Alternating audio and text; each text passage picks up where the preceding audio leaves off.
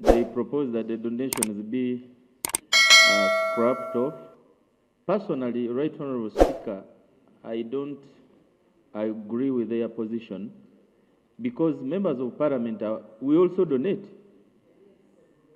Where do we get the money from? But what we can propose as this parliament is maybe also members of parliament should be allocated money for donations.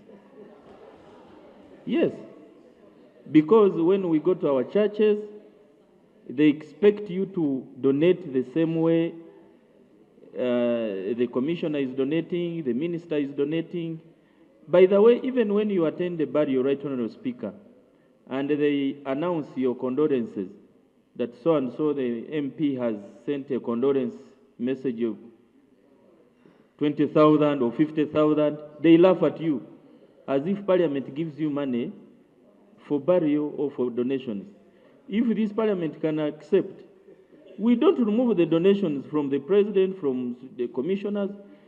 The MPs also get money for donations because you are also donating in the churches. You also donate wherever you go. So, like the former law has suggested, don't be envious of others. You also propose for yourselves and see how to. Yes, but for you to stand here and say so and so is taking billions, that's not in good faith, unless you have an issue with so and so. But if we are here to serve the country, we can also donate, because if they give you this money, do you take it at your home? You end up donating to the community.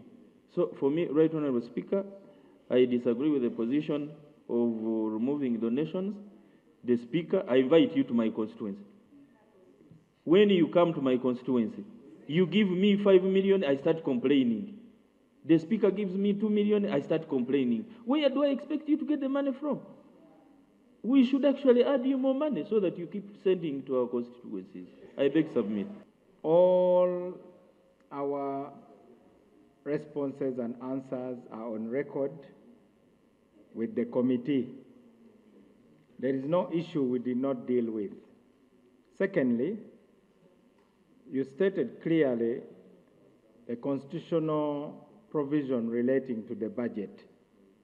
In effect, the President is really the Minister of Finance. He only delegates the Minister of Finance to act on his behalf. Thirdly, when we come here as ministers, it is fair to presume that we have exhaustively discussed these budgets in cabinet. And the positions that we take in cabinet, we take them to the committees, and then the committees embed them in the reports. I wish to report, Mr. Speaker, sir, that when I appeared before the committee, I got feedback from the members. It is through that interaction that it's my duty as a minister to go back to the President, and if he sees me appearing in cabinet sweating and wounded from attacks from members, then I tell him we are not doing well. There are issues that have been raised. So during the cabinet meeting of yesterday, I put to him the question of cattle compensation, because the committee told me frankly that we are a big joke when it comes to cattle compensation. They blasted me. They said the people are getting the equivalent of a thigh of a cow, that we are giving meat, not cows. So I went back to the President and said, Mr. President, I put the proposal to the committee that we need, particularly for the most affected areas, namely Teso, Lango, and Acholi. And Mr. Speaker, this is not to say the other areas don't deserve compensation. They do deserve, but Mr. Speaker, this situation is like a hospital. In a hospital, we have got the intensive care, we have got the high dependency, we have got the general ward, we have got outpatients, And some of the people in outpatients, you even find them smoking in the compound. They are asking, what time is the doctor coming? While in the intensive care, patients are dying. They are all patients, but the degree of affliction differs. I want to state clearly that in the cabinet, all the other areas were mentioned, the places that deserve attention. I wish to report, Mr. Speaker, sir, that based on the motion I moved in cabinet, the President has agreed that the budget will be 150 billion, and it will be shared equally in the 3 sub-regions to deal with the intensive care.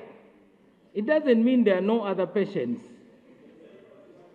because they are... Honourable Minister, I don't have much time, please. Conclude.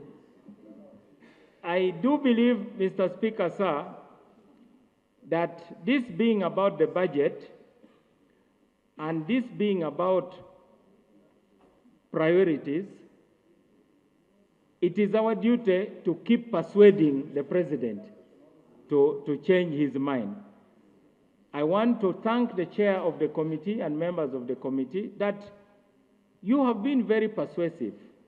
And even those who, for instance, author minority reports like the Honorable do, he is extremely persuasive. Some of his concerns, of course, are based on genetics, and I doubt whether they... I think we wish to salute the spirit in which we engage with the committee. So Lango, Acholi, and Teso will each get 50 billion because the real Minister of Finance, who is the President, has accepted your recommendation, which we discussed. Thank you, Mr. Speaker. Thank you.